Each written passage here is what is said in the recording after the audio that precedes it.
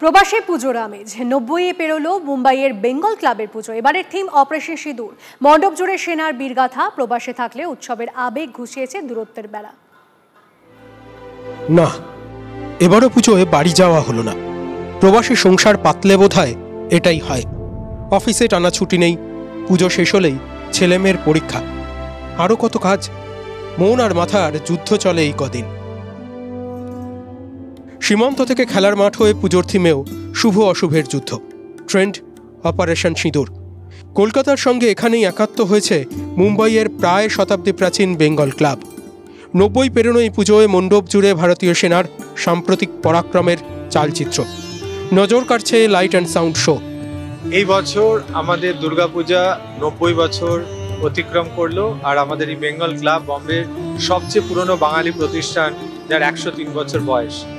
এই বছরে আমরা আমাদের এই যে পান্ডাল, এটাকে বানিয়েছি অপারেশন সিন্দুরের ধাঁচে।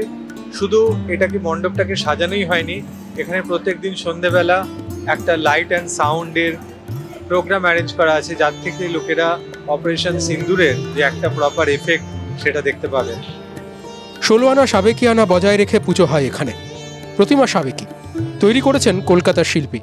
মুম্বাইয়ের বেঙ্গল ক্লাবের দুর্গোৎসব যেন বহু ফুলের সমাহার। নাতি নাতনিদের হাত ধরে পুজো দেখতে আসেন দাদু দিদিমারা। প্যান্ডেল চত্বরে আড্ডা জমায় জেনজি। পুষ্পাঞ্জলি দেন সবাই মিলে।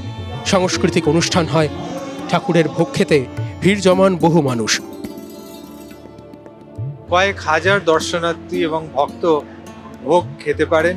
এছাড়া থাকে আমাদের সাংস্কৃতিক প্রোগ্রাম আয়োজন। সেই প্রোগ্রাম রোজ সকালে এবং সন্ধ্যেবেলা হয়। তাতে বম্বে কেন, বম্বের বাইরে থেকেও প্রচুর দর্শনার্থী এসে দেখা করে, এখানে দর্শন করে এখানে মায়ের আশীর্বাদ নিয়ে যায়। বাংলা থেকে প্রায় 2000 কিলোমিটার দূরে বসে যারা পাড়ার পুজো মিস হয়ে গেল ভেবে আক্ষেপ করছেন, তাদের প্রাণ জুড়বে মুম্বাইয়ের বেঙ্গল ক্লাবের পুজো। Bureau report, TV9 Bangla.